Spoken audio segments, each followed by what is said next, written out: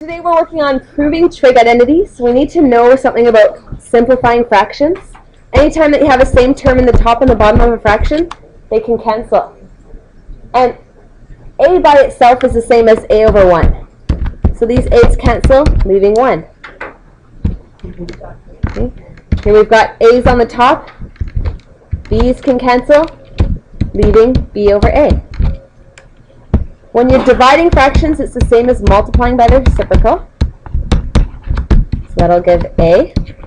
And when you're dividing very complex fractions, again, you can multiply by the reciprocal. This is a technique that we'll use many times in trig, and then just multiply the numerators and multiply the denominators. When you're adding fractions, if you already have a common denominator, then you can just add the numerators. But if you don't have a common denominator, then you need to use both the terms as a common denominator. So the second fraction is missing a b, so multiply b on the top and the bottom. The first fraction is missing a c, so multiply c on the top and the bottom, and you'll get ac plus b squared. Okay. Part C, we need a common denominator of a squared, so we'll change the first 1 to a squared over a squared. So you get a squared minus 1 over a squared. When you have binomials in the denominator, you've got to think of those as two separate factors. So the first factor needs a plus 1, so we'll multiply a plus 1 on the top and the bottom. The second fraction needs a minus 1, and then we'll get a plus 1 plus a minus 1 over a plus 1, a minus 1. So 2 a's over a minus 1, a plus 1. Now the next section is probably the most common, where you have like fractions inside of fractions. And what's really nice to do with this is just multiply everything by the LCD. So just take the lowest common denominator and multiply every term by that. So here we've got a in the denominator, so we'll multiply everything by a. So a times 1 over a is the number 1. A times a is a squared. And a times 1 over a is just 1. So that simplifies the fraction really quickly without having to multiply by the reciprocal. Okay, in the second fraction we've got b squareds. So we'll multiply everything, top and bottom, by b squared over b squared. Okay, the b squareds will cancel out on the first fraction, and then b squared times negative 1 is negative b squared. Okay, and on the bottom, the b squareds also cancel, so we're left with a squared minus b squared. Okay, the third fraction, we've got b's in the denominator, so multiply everything by b. So a times b, and then 1 over b times b. B times b, and then a over b times b. And voila! Okay, it's a very quick way to simplify fractions. If you have different denominators, you can multiply everything on the top and the bottom by both of those denominators. So multiply everything by a and b. So ab times a is a squared b. ab times 1 over b is just a. ab times b is ab squared. And ab times 1 over a is just b. Now we can factor out the common factors from the top and the bottom. So top has a common factor of a, bottom has a common factor of b.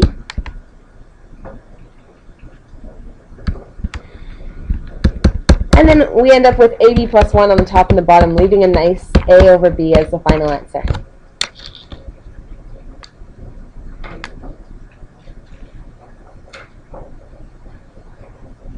So now we're going to look at some identities. Do you remember what the difference between an identity and an equation is?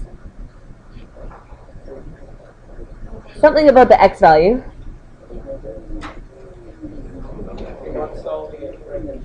Yeah, that's right. We're not going to be solving this for x. If we graph the left-hand side and we graph the right-hand side, if this is an identity, what should the graph look like? Same on the both sides. This is true for all x.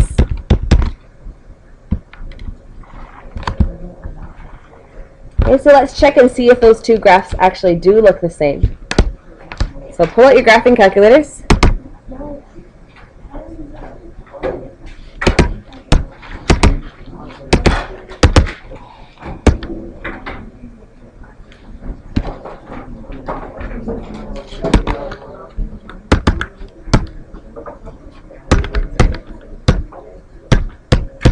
graphing 1 minus sine x squared and sine x squared 1 over tan x squared.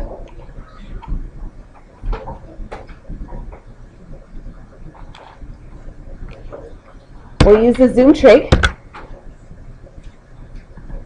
And it's like the bouncing ball. Okay, it's all positive. Oh, that would be really cool if we had the bouncing ball setting.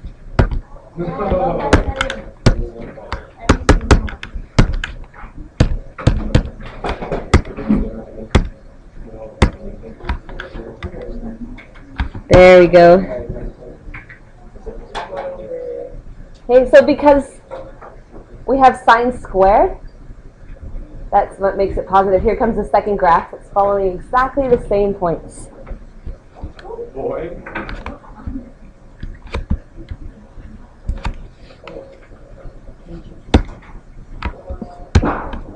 Oh, now I can't get my calculator back again. Basically, we've got this shape going on. Forget how many fit into the one window. From negative 2 pi to 2 pi, negative 4 to 4. So we can also check that this is true just by plugging in numbers for x. And this is a great way to check your answer. If you're not sure if you've solved an identity correctly, you can plug in values for your question and for the answer, and you should get the same value. So what is sine of pi over 6? That would be 1/2. 1/2 squared is 1/4. 1 minus 1/4 is 3/4. And you can try this and plug it into your calculator, and both of them give an answer of 3/4.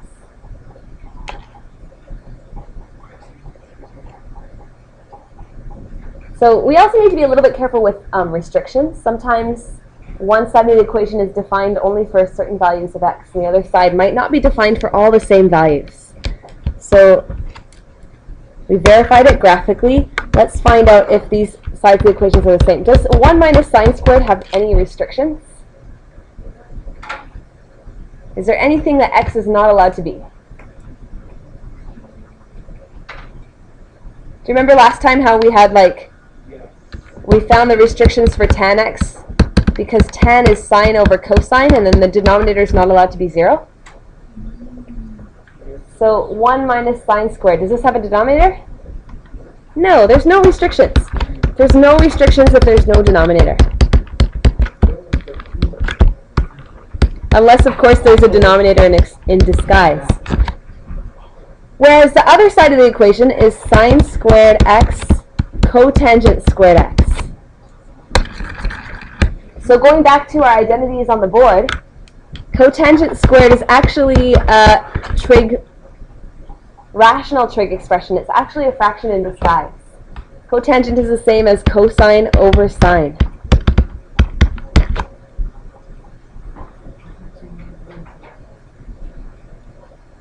So even though the signs cancel off, still we're not allowed to have sine x equal to 0. If sine x is equal to 0, then that right-hand side is undefined. Right. Right? It would create a hole in the graph. Just like when we had a factor that canceled off in the rational expressions, it creates a hole. Okay, so where are the holes? Anytime that sine x is equal to 0. So let's take a look at that sine x graph.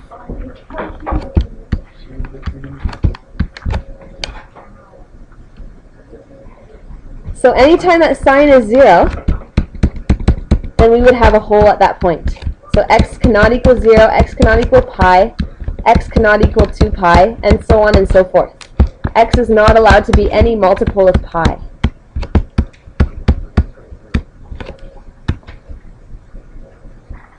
Okay, so really, this graph is not exactly the same for both sides of the equation. Let me graph the second one in blue. The graph would look exactly the same shape, but we can't really see it clearly on the calculator. At 0, at 2 pi, at pi, there would be holes in the graph. And same thing, negative pi, negative 2 pi. Okay, so the red graph and the blue graph are not exactly the same, but they're the same for all x on which the side of the equation is defined. So most of the questions that we're going to do are like the back side, proving it.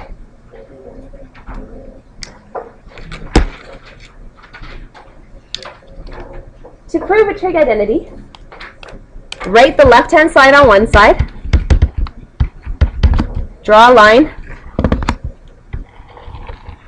So we've got left-hand side on one side, right-hand side on the other side. You might need to write pretty small here.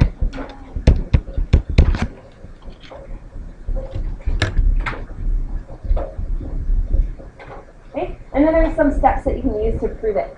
So the first thing that you can do is change all the trig functions to sine and cosine. So you can see on the left-hand side we already have sine and the number 1, but on the right-hand side we've got cotangent. So let's change that cotangent squared to cosine squared over sine squared. So cotangent squared just means that the whole cotangent is squared. And we know that cotangent is cos over sine. And when you square a fraction, then you can square the top and square the bottom. So that's why you can just write cosine squared over sine squared. So I'm just showing you that on the top, just in case you wanted to know how I did that so quick. And then the sine squareds can cancel off, leaving just cosine squared x. So what I'm doing here is I'm taking the most complicated side of the trig identity, and I'm just trying to simplify it as much as possible. I don't have to write equal signs. I don't have to have the same number of steps on both sides. I'm just trying to work one side until it's simple, and then I'll work the other side until it's the same. And as soon as they're both the same, then I'm done. I've put a check on the shortest side, and that's a proof. So do you know what I can do with 1 minus sine squared? Make it cosine squared, because sine squared plus cosine squared is 1. Okay, so now the left-hand side and the right-hand side are the same, which means I've proven it. Wow. So I don't have to write any equal signs. I don't have to have the same number of steps on both sides. Just trying to simplify until they're both the same. So now we'll do some fun proofs. Yay. Okay, example 2, the first thing that you're going to do is make a T-chart that has left-hand side, right-hand side.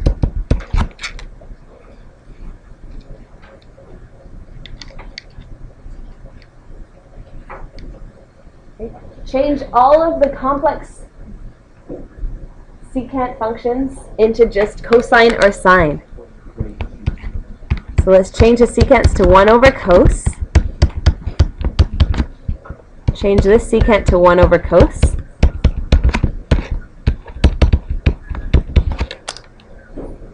And again, you might need to write a little bit small for these questions. Or if you don't like writing small, you can take out another piece of paper Really big. and write really big.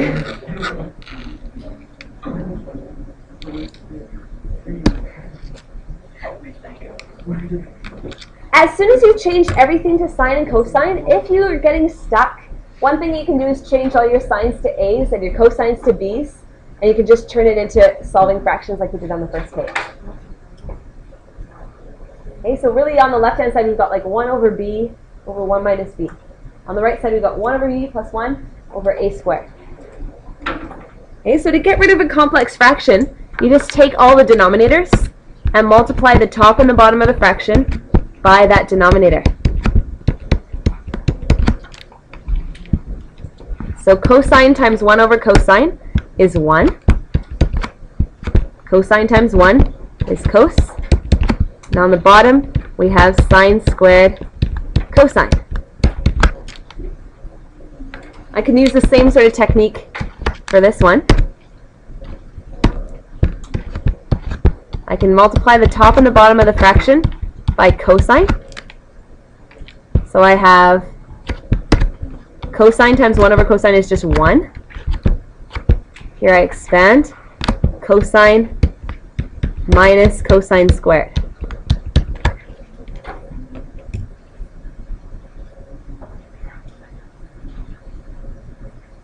They've got to be the same.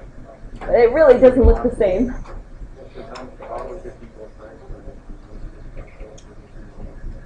The bottom equals sine squared on the left-hand side. If it was 1 minus cosine squared, then it would equal sine squared, but it's cos minus cosine squared.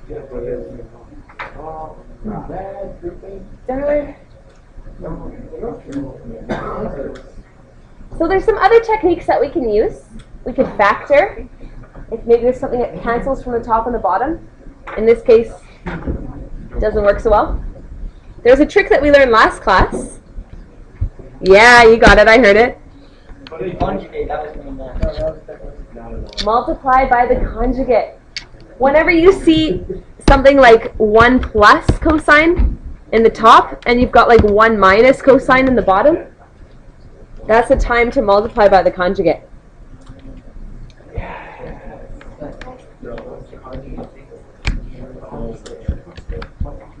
What is the conjugate? The conjugate is the opposite. 1 minus cosine.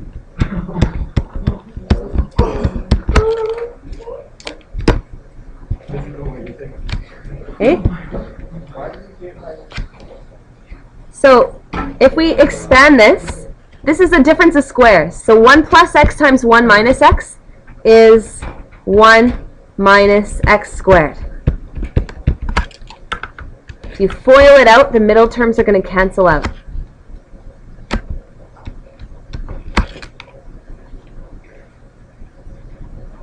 And on the bottom, I'm just going to leave the bottom factored.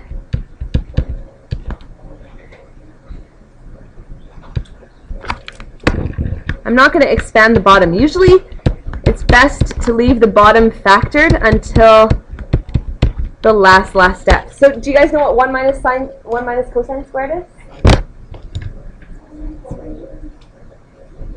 1 minus cosine squared is sine squared, because sine squared plus cos squared is 1. So 1 minus cosine squared is the same as sine squared.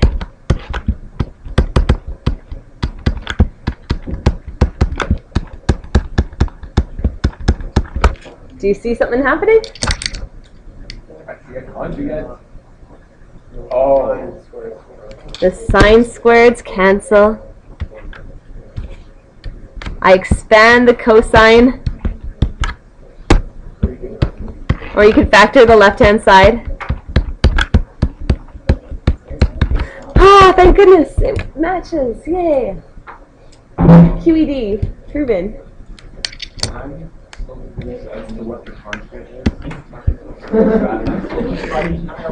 So, there's a couple of rules that you're not allowed to do in these sorts of questions. First thing is, you're not allowed to multiply something on both sides of the equation. We got to prove somehow, turn the left-hand side into the right-hand side without multiplying both sides by something. So start with the easiest side. You don't have to write down the first, you don't have to write down this again as your first step. Your first step can be actually the first thing that you do. Then it's always great to change everything so that it's only sines and cosines. Okay, so we change everything so that there's only sines and cosines. And then you can look for the lowest common denominator and multiply the top and the bottom by that denominator. And we've got to multiply that by both the terms on the top. So on the top we have to multiply it by sine, which gives sine squared. On the second fraction the sines will cancel, giving cos squared. On the bottom the sines cancel, leaving just cos. And then cos squared plus sine squared is 1. So now the left-hand side and the right-hand side are the same. There's many ways to do this. You could take a lot of steps sometimes. You could do it in a different way. And there's not one way, there's not one final solution. Now for example 3. You got left-hand side, right-hand side. This one easier. I don't know. I guess we'll find out. Again, the right-hand side is as simple as it gets already. On the left-hand side, we want to change everything so that there's only sines and cosines. So sine over cosine, cosine over sine. Okay, then you can take the lowest common denominator. So take all the denominators and multiply the top and the bottom of the fraction by both of those denominators. Both cosine and sine can get multiplied on the top and the bottom of that fraction. And when we do that on the top, the cosines cancel, leaving just sine. And on the bottom, the cosines cancel, so we get sine times sine. And on the second fraction, the sines cancel, so we get cos times cos. Oh my goodness, it works. Oh, that was a nice and easy one. Yeah. Can't believe in that. It works now. It's working. Beautiful. Again, that's not the only way that you can do it. You can do that in many ways. Are there any questions? Sorry, I'm going through this really fast, maybe. We're smart.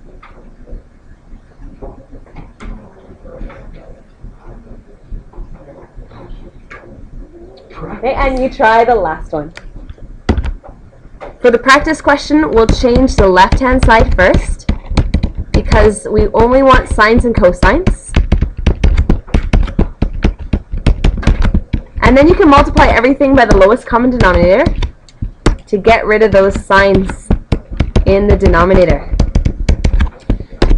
So that would give you sine x over 1 plus cosine x. The signs cancel off on the first term, and they cancel off on the second term.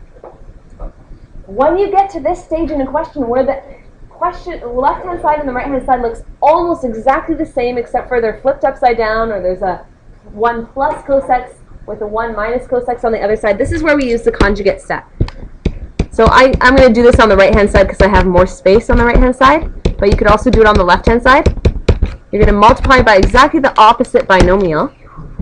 And what happens is that, again, we've got 1 minus b times 1 plus b, so this is a difference of squares.